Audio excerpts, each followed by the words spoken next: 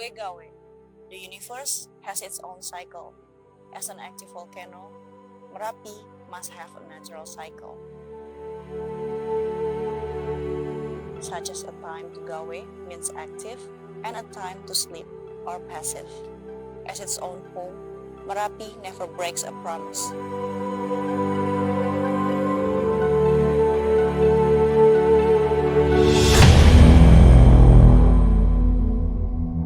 The line from the volcano summit, past the Sultan's palace to the sea's abyss, spans the sacred space of the culture. May nothing disrupt this imposed harmony.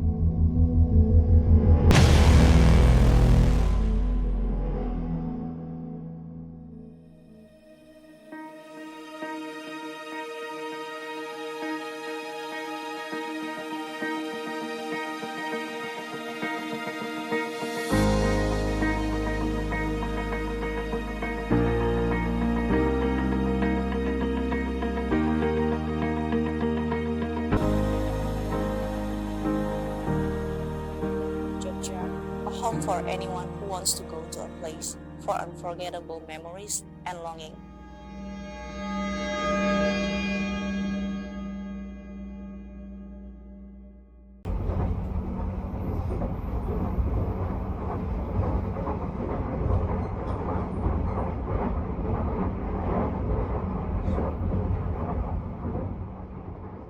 In the midst of the hustle and bustle of the capital, there's a story of fatigue that envelopes every corner.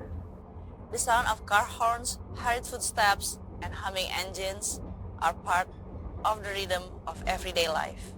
On the crowded streets, people are running after time as if there's no pause to breathe.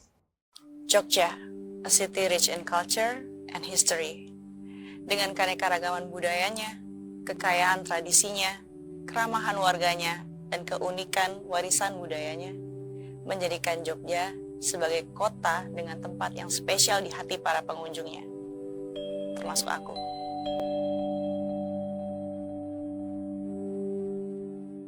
Destinasi pertama yang aku kunjungi adalah Makam Imogiri dan Masjid Kota Gede. Kenapa? Karena di sana adalah awal mula sejarah berdirinya Kerajaan Mataram Islam. Makam Kerajaan Mataram di Yogyakarta, khususnya yang terletak di Imogiri, adalah situs yang sangat penting bagi sejarah dan budaya Jawa. Pusat kerajaan Mataram pertama itu bukan Mataram itu tapi Mataram Islam. Jadi dulu dari Demak, kerajaan Islam itu kan dari Demak, kemudian pindah ke Pajang, kemudian pindah ke Mataram. Mataram ini yang pertama, kemudian Mataram itu ada di dua, ada Mataram ada Jogja sama. Setiap tahun banyak peziarah dan wisatawan yang datang untuk berkunjung, terutama pada momen-momen tertentu seperti sedekah bumi. Menurut mereka, ini adalah momen untuk menghormati para leluhur. Kompleks makam ini adalah tempat peristirahatan terakhir bagi para raja dan keluarga kerajaan Mataram, termasuk Sultan-Sultan Yogyakarta. Makam Imogiri dibangun pada abad ke-17 oleh Sultan Agung, Raja Mataram yang terkenal. Lokasinya yang berada di perbukitan memberikan suasana tenang dan sakral. Makam Kerajaan Mataram di Imogiri bukan hanya sekedar tempat peristirahatan, tetapi juga merupakan simbol penting dari sejarah dan budaya Jawa. Kunjungan ke situs ini menawarkan pengalaman spiritual dan historis yang mendalam, serta kesempatan untuk merenungkan warisan budaya yang kaya.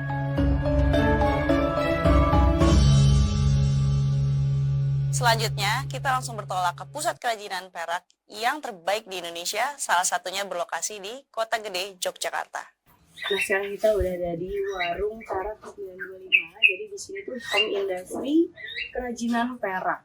Jadi semua kerajinan perak yang ada di Yogyakarta, salah satunya di sini dibuat. Nah, kita langsung telusurin aja gimana cara mereka memproduksi perak. Kerajinan perak di Yogyakarta, khususnya di daerah Kota Gede, terkenal sebagai salah satu yang terbaik di Indonesia. Kota Gede telah menjadi pusat kerajinan perak sejak masa Kerajaan Mataram, dan hingga kini kerajinan ini terus berkembang dan menjadi daya tarik wisata. Banyak dari mereka masih menggunakan metode tradisional dalam pembuatan perhiasan dan barang-barang perak lainnya.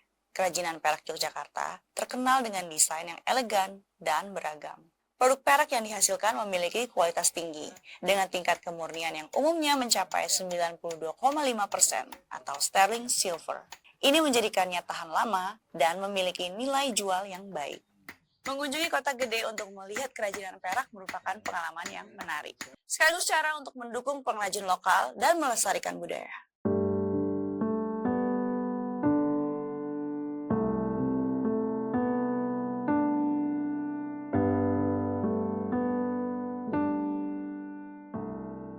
Nah, sekarang kita lagi ada di salah satu rumah warga yang struktur bangunannya ini tradisional Jawa, tapi ini lebih ke kolonial, Indish.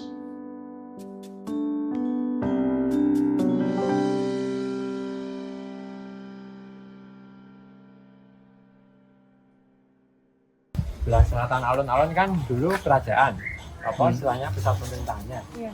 Nah itu ada sisa bekas-bekas benteng keratonnya. Itu sisa-sisanya, jadi dia memanjang dari timur, barat, selatan, muter area keraton. Jadi kalau sana itu wilayah keratonnya, ini ke utara sana wilayah alun-alunnya.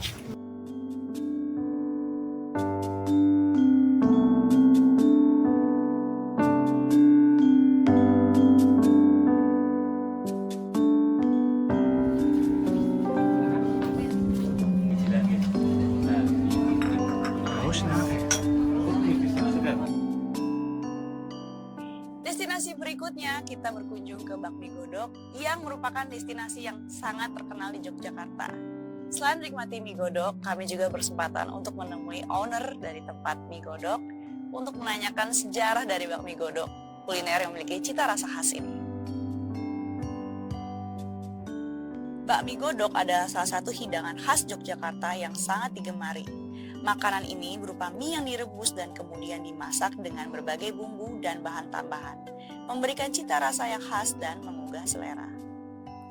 Mie yang digunakan biasanya mie kuning yang memiliki tekstur kenyal dan lembut. Proses memasaknya membuat mie ini menyerap semua rasa dari bumbu dan kuah. Kuah bakmi godok umumnya dibuat dari kaldu ayam yang kaya rasa, dicampur dengan bumbu-bumbu seperti bawang putih, kecap manis, dan rempah-rempah lainnya.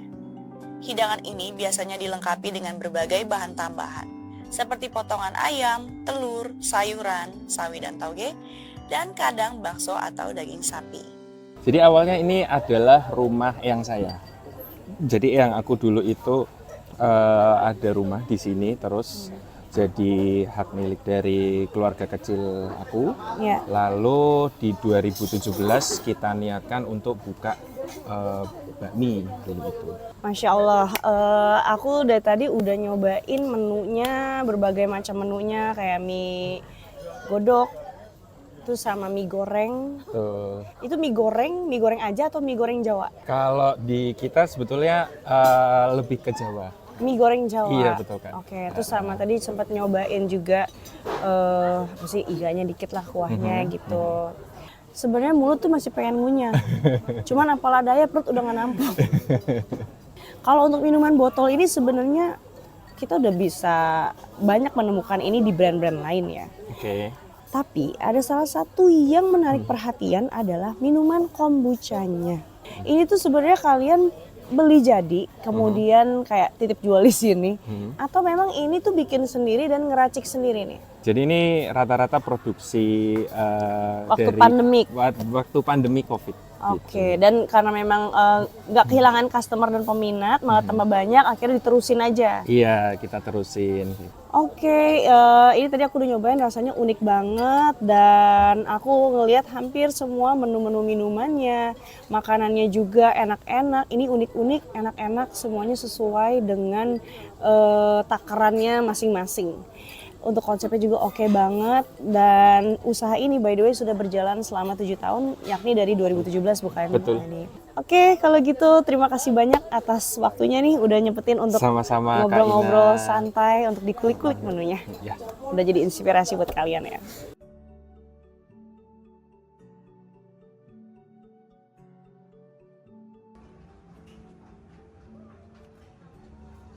Sebelum memulai aktivitas, kami sempatkan diri untuk menyantap sarapan.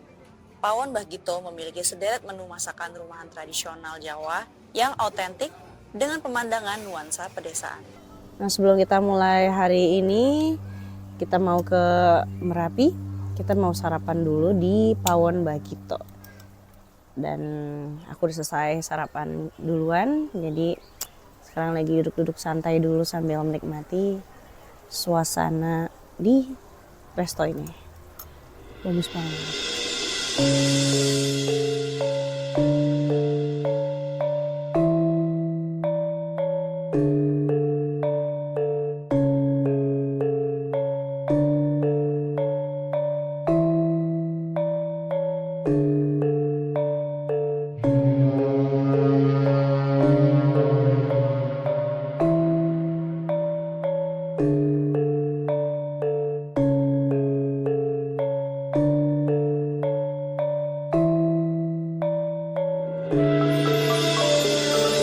Let's go!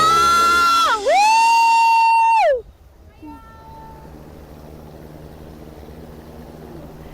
Sekarang kita OTW ke rumah Mbak Marijan.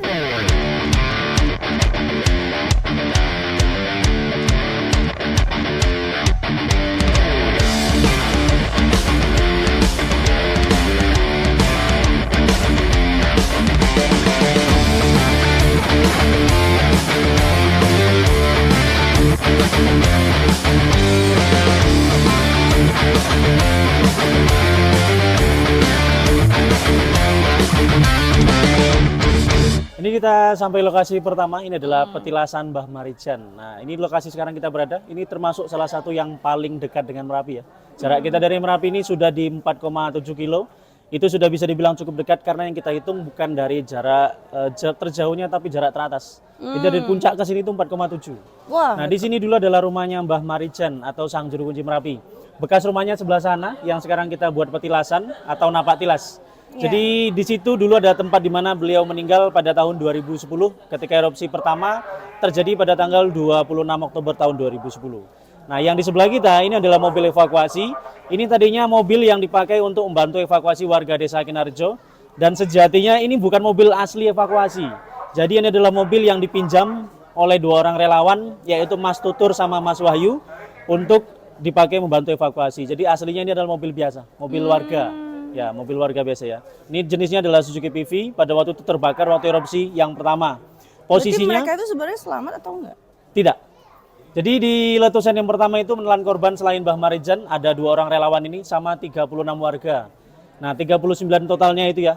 39 total korban yang kita temukan Mbah Marijan yang kita temukan di dalam rumahnya. Setelah itu 2 orang relawan sama 33 dari 36 warga. Karena ada 3 jenazah yang tidak pernah kami temukan sampai saat ini. Ya Allah. Tapi itu tetap nama yang kita tulis karena di sebelah situ ada monumennya, nanti kita muter ke sana.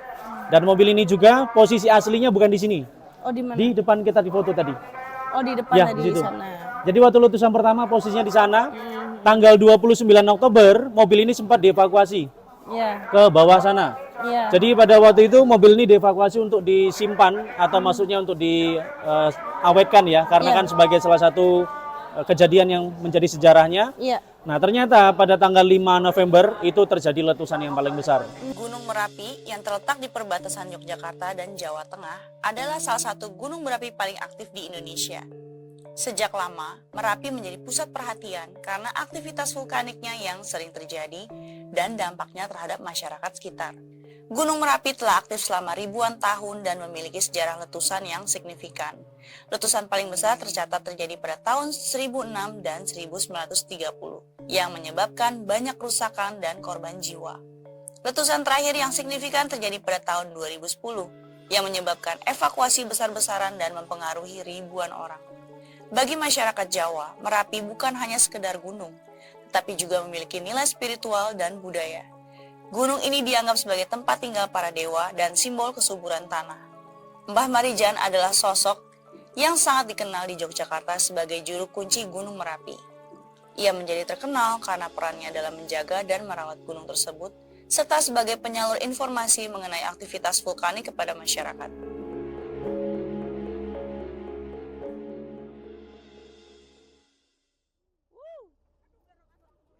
Garang asem.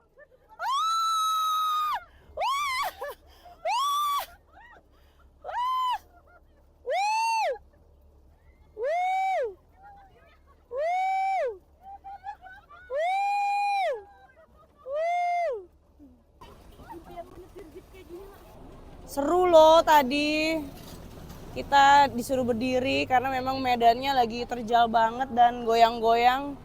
Jadi akan lebih aman justru sambil berdiri. Karena kalau kita duduk kita akan kena banyak benturan, badan kita sakit-sakit. Caca!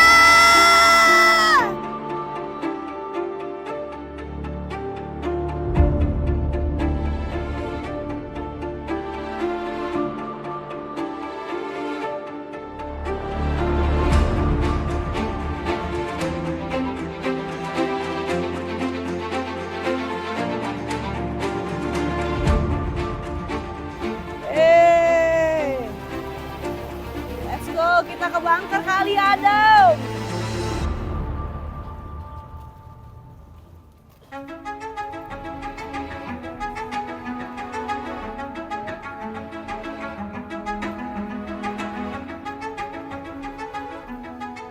Nah ini kita sampai lokasi yang kedua, ini bunker Kali Adem. Di bawah kita ini dulu permukiman desa, di atas kita ini dulu hutan pinus. Ini hutan pinusnya benar-benar sama sekali nggak bisa numbuh lagi ya? Bukan nggak bisa, memang nggak di ini lagi. Jadi kita agak geser sini dikit karena sebelum kita masuk bunker, saya jelaskan lagi ceritanya. Itu ada 2 foto ya di depan kita itu. Ya. Yang sebelah barat, paham ya barat? Ya. Di sini kalau Jogja namanya barat, ya, barat timur.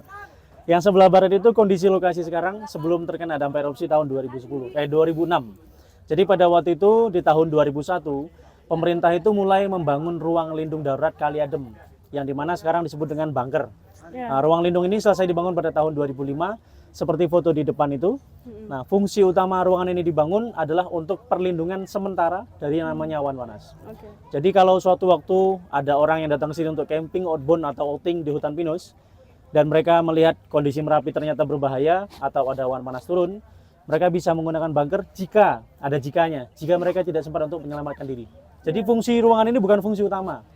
Jadi misalnya ada tanda bahaya, lebih baik kita keluar dari zona merah Merapi. Bukan langsung memilih masuk ke dalam bunker. Nah, tapi sayangnya pada waktu itu ketika kita selesai mengevakuasi seluruh pengunjung wisata, tim relawan kan berangsur-angsur turun. Karena mereka sudah memastikan lokasi ini clear. Nah, mereka berangsur turun. Nah, 2 di antara mereka itu memilih masuk ke dalam bunker. Karena mungkin mereka berpikir mereka tidak selamat dari awan panas ya kalau ikut turun terus ke bawah. Karena kan waktunya cepat. Nah, mereka masuk ke dalam, terus mereka tutup pintu bunkernya. Mereka melaporkan posisi mereka ke tim yang di bawah. Karena kan mereka tetap bawa alat komunikasi. 2 orang berada dalam bunker, yang satu itu kebetulan mahasiswa. Yang satu relawan senior yang ada sekitar lereng Merapi. Nah, ini bunkernya, pintu yang pertama depan kita, pintu yang kedua di dalam. Dan ini MOU yang masih tertempel ya. Jadi bukti bunker itu dibuat langsung oleh pemerintah. Sekarang kita berada di Dusun Kali Ademnya di Kelurahan Kepuharjo, Kecamatan Cangkringan, Sleman. Jadi kita masih berada di wilayah Sleman, Yogyakarta. Ini adalah celah kecil yang dimana menjadi celah di tahun 2006 lava ini tertimbun, terus suhunya masuk lewat sini. Kaca ini sebenarnya tebal. Kalau misalkan kaca ini saat itu misal dia tetap kondisi utuh, itu mungkin suhunya nggak terlalu terlalu parah. Karena kan walaupun di atas ini lava, tapi kan dari posisi atap baja di atas sama tanah itu kan agak tebel. Jadi walaupun di atasnya tertimbun lava kan suhunya nggak bakal terlalu panas. Tapi karena ini kaca terus kena lava, itu meleleh terus masuk lewat sini. Sebenarnya ini kacanya hampir lebih tebal daripada kalau kaca kita main ke mall itu ya. Ini lebih 2 kali lebih tebal. Aku bisa lihat sini dari frame-nya. Iya itu. Dan ini nggak cuma 1, 2. Ini 1, dalam 1. Ada 2. Sama seperti yang ini. Assalamualaikum. Nah, kalau yang satu korban itu ditemukan sekarang kita berdiri di sini. Satu korban dulu di sini. Nah, yang satu lagi di dalam kamar mandi yang sebelah sini. Nah, ini adalah posisi di mana kamar mandi pada waktu itu, di dalam bak mandi dulu lah jenazahnya ditemukan meninggal. Nah, suhu dalam air pada waktu itu masih cukup panas ya. Nah, itu kamar mandinya. Nah, yang di sebelah barat itu adalah ruang oksigen. Jadi mungkin orang-orang berpikir, wah dulu kalau kita masuk ke sini, gimana napasnya? Ini kan ruang tertutup. Nah, jadi memang ruangan ini fungsinya untuk perlindungan dari kedap udara ya. Jadi dalam sini adalah ruang oksigennya. Selain ada oksigen, obat-obatan dan juga makanan darurat. Mungkin kalau dalam bahasa kita kayak sekarang ransum itu ya, sejenis itu. Nah, itu pasirnya. Ini keruk gini, ini pasirnya. Nah, ini kan Nah inilah material yang orang bilang paling mahal, material paling bagus untuknya. Merapi tidak hanya menjadi objek penelitian vulkanologi, tetapi juga menjadi simbol spiritualitas dan budaya yang mendalam bagi masyarakat Jogja. Mbah Marijan dengan segala dedikasinya menjadi representasi dari keberanian dan kearifan lokal dalam menghadapi kekuatan alam. Kita akan menuju ke lokasi keempat. Lokasi keempat kali ini kita kemana, Pak? Ke Sungai Kali Kuning. Sungai Kali Kuning. Kita akan basah-basahan di sana. Dan alhamdulillah udah disiapin juga jas hujan supaya kita nggak lepek-lepek banget, kuyup-kuyup banget. Ikutin terus.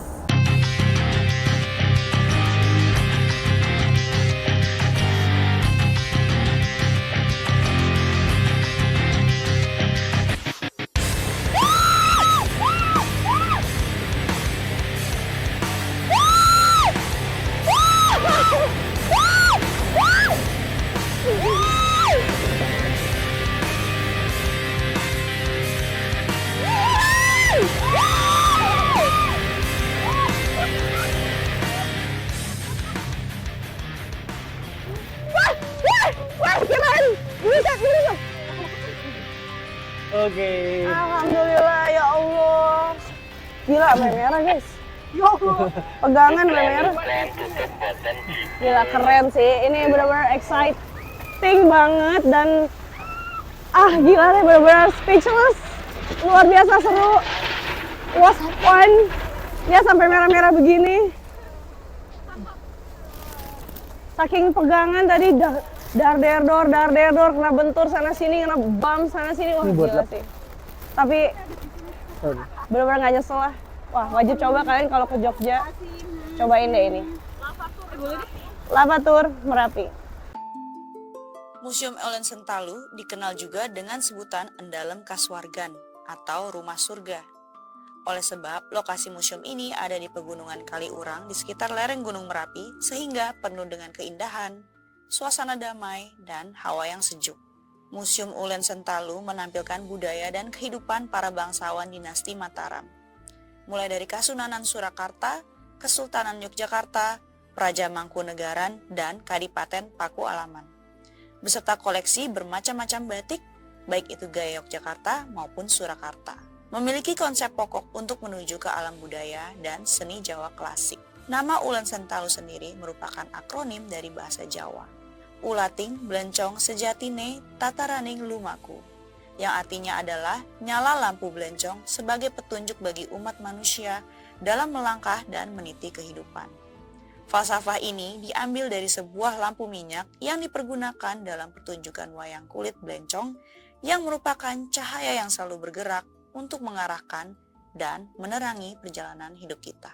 Nah, sekarang kita udah ada di Ulen Sentalu dan kita memilih tour kali ini adalah Forstenlanden. Secara harafiah, secara arti, Forstenlanden sendiri terdiri dari dua kata, Forsten dan Landen. Landen yang berarti tanah, kemudian Forsten adalah raja. Jadi ini adalah akulturasi perpaduan budaya dari budaya Jawa, Belanda, dan Tionghoa. Nah, itu yang salah satu yang bikin aku tertarik untuk menjalani dan memilih tour Forstenlanden ini. Dan ternyata di sini juga nggak bisa semua site kita bisa dokumentasi karena mereka cukup strict sama peraturan di sini. Jadi kita cuman boleh lihat-lihat aja tanpa mendokumentasikan site tertentu. Nah, sekarang aku udah ada di dalam Ulen Sentalu dan aku udah bersama dengan Mbak Erlina. Jadi Mbak Erlina akan menjelaskan kenapa di sini sangat-sangat strict sama peraturan dokumentasi sites. Itu boleh tolong dijelaskan mungkin biar teman-teman Narafems bisa tahu semuanya. Halo Kak, teman-teman Narafems, ya perkenalkan nama saya Erlina, salah satu edukator di Museum Ulen Sentalu, Mas Mbak. Nah, sebelumnya bagi yang belum tahu, Museum Ulen Sentalu ini adalah museum swasta dibangun oleh keluarganya Bapak Haryono, itu keluarga pembatik dari kota Yogyakarta.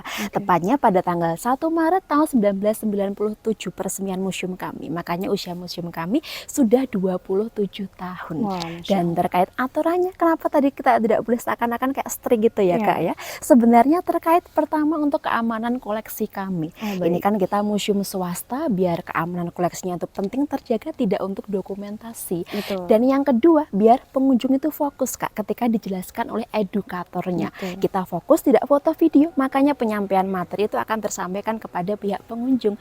Kita kan juga dalam rangka untuk mempertemukan antara warisan dengan budayanya. Iya. Gitu. Oke. Oke. Terima Jadi kasih. kenapa ini dibagi menjadi 3 macam tour? Oke, jadi sejauh ini di Museum Ulen Sentalu kita punya 3 area tour yang berbeda. Yang pertama ada Adilung Mataram yang 50.000, kedua ada Forston London yang 100.000, yang ketiga ada tour Scriptorium Kak yang 60.000. Dibagi 3 tour karena kita fokus bahasanya yang berbeda. Yang pertama kita ada Adilung Mataram, itu fokus ngomongin ke kebudayaan dari Kerajaan Mataram Islam. Jadi ini untuk kebudayaan Yes. lokal kita ya. Kebudayaan lokal kita. Oke. Yang pertama tadi ada Adilung Mataram, fokus ngomongin ke budaya Kerajaan Mataram Islam ya. Jadi kita ada koleksi gamelan, ada batik Solo Jogja, ada ruangan Putri Tineke, Gusti Nurul pun juga ada. Pun juga ada 2 area utama, ada Gua Selogiri dan juga Kampung Kambang. Dan terus yang kedua namanya tour Forston London yang 100.000. Itu nanti akan fokus ngomongin masa kejayaan Kak. Dari iranya Kerajaan Medang, Mataram kuno, lanjut ngomongin Mataram Islam. Habis itu akan ngomongin akulturasi antara budaya Jawa, Belanda dan juga Tionghoa. Kita pun juga ada koleksi batik peranakan Tionghoa ya. keren. Dan uniknya di tour Forston London nanti Mas Mbak akan dapat free cookies dan teh maupun kopi dari kami. Dan yang terakhir ya, yang terskriptorium yang 60.000 itu fokus ngomongin ke lini masa sejarah Jawa. Kita mulai dari eranya masa prasejarah hingga masa proklamasi kemerdekaan Indonesia. Fokus belajar sejarah ya. Jas merah, jangan melupakan sejarah. Oke. Oke, mungkin kita nanti akan langsung lanjut aja karena aku memilih Forston London. Yes. Aku tertarik sama akulturasi dari ketiga budaya tadi. Karena biar gimana pun aku mau belajar root akar dari darah aku, karena Benar. biar gimana pun aku ada darah Tionghoa juga. Yes. Jadi ya mari kita jas merah jangan lupakan sejarah. Oke. Kami juga menyempatkan diri untuk menyantap makan siang di salah satu warung makan kuliner gudeg yang legendaris di Yogyakarta.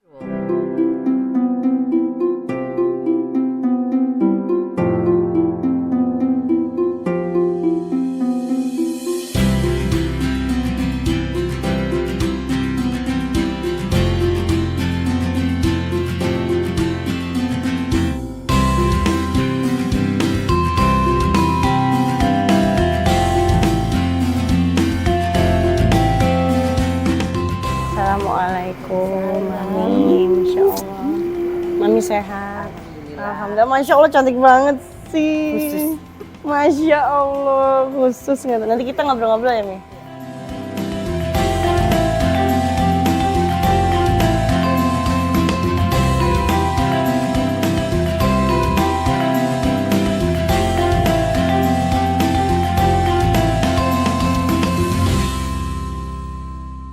Oke, Nana Fams, kali ini aku udah bersama dengan owner Gudeg Yujum, Mami Eni. Masya Allah. Mami Eni ini sangat-sangat menginspirasi aku karena dari sekian banyak produk makanan gudeg, Gudeg Yujum 167 ini adalah salah satu gudeg yang berhasil bertahan lama ya sampai hari ini. Nah, aku tuh penasaran banget nih, Mi.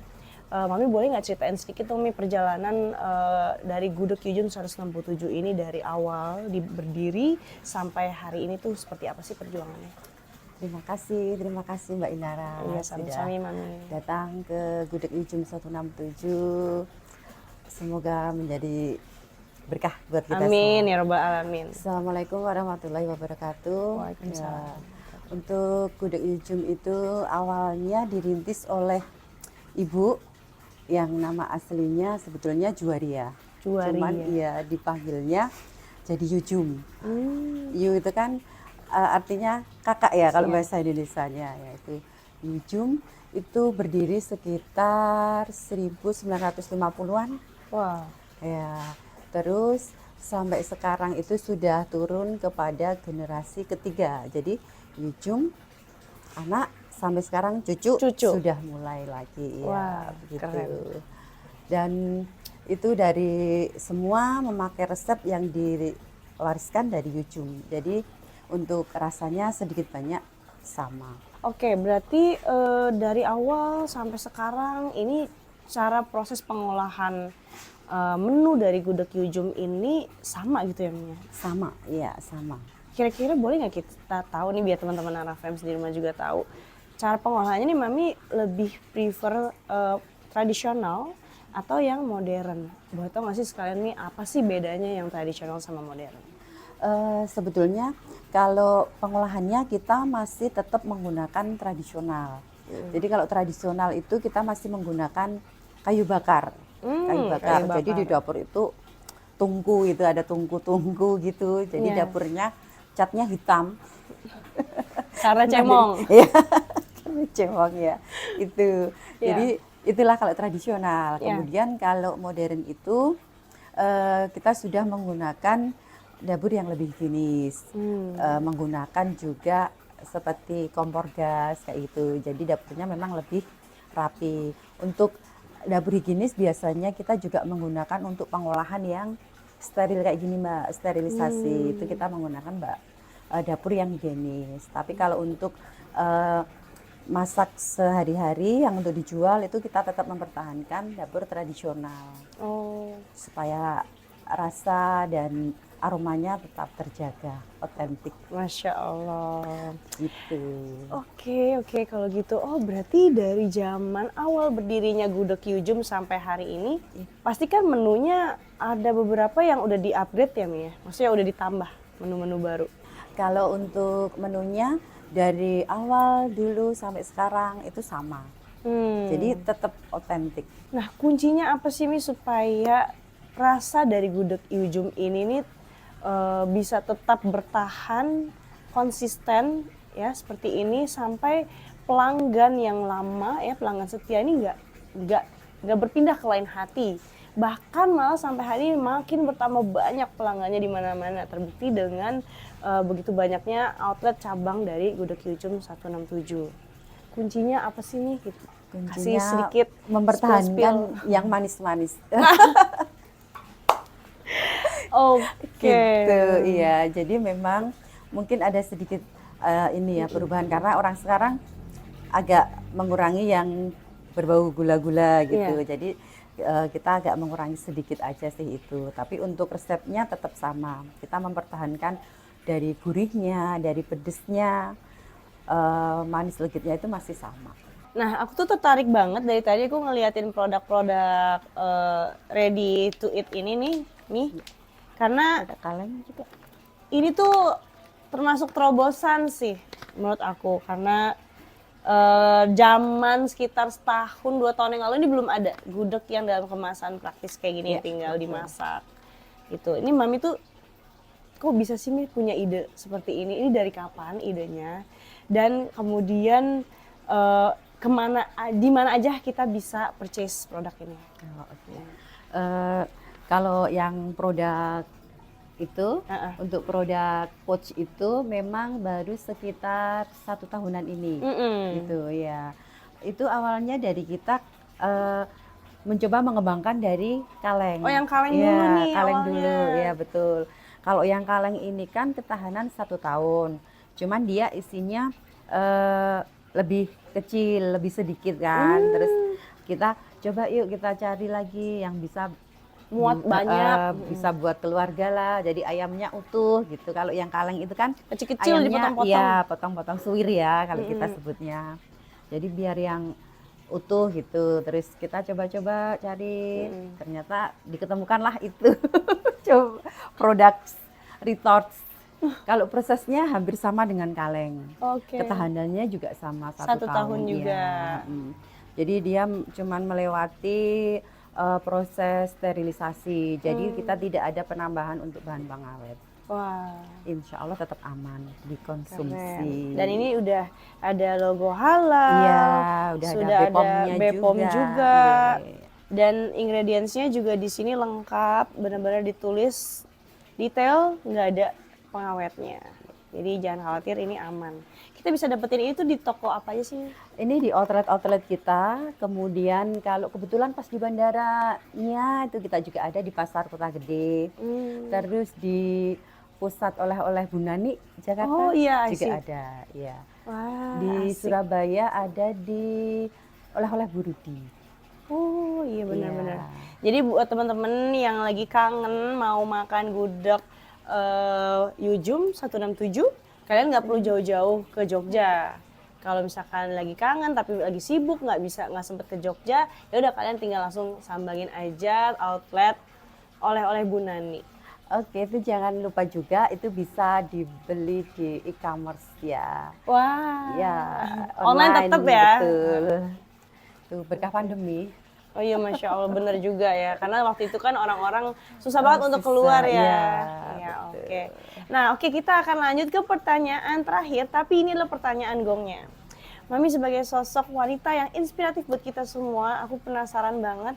Mami gimana caranya sih menjadi seorang perempuan yang tangguh, yang bertanggung jawab terhadap keluarganya dan anak-anaknya, sekaligus menjadi businesswoman yang profesional, membangun bisnisnya dari awal sampai sekarang berdiri dan tetap otentik, tetap bertambah pelanggannya. Itu gimana sih, Mi? Bagi dong tips and tricksnya. Karena susah banget loh kita manajemen waktu perempuan. Iya, betul. Dan alhamdulillahnya kalau untuk proses sebetulnya karena kita tinggal meneruskan ya dari Yujumnya. Jadi alhamdulillah kita sudah ada pijakannya dahulu. Jadi untuk tinggal kita juga harus menyesuaikan dengan perkembangan zaman kan, Mbak. Ya. Jadi apa ya sebetulnya pandemi juga mengajarkan kami bahwa kita menciptakan gudeg frozen. Ada juga loh, Mbak. Itu salah satu berkah pandemi. Jadi intinya kita tetap harus percaya diri, semangat, dan berdoa juga penting sih ya di setiap usaha kita. Kita juga harus banyak-banyak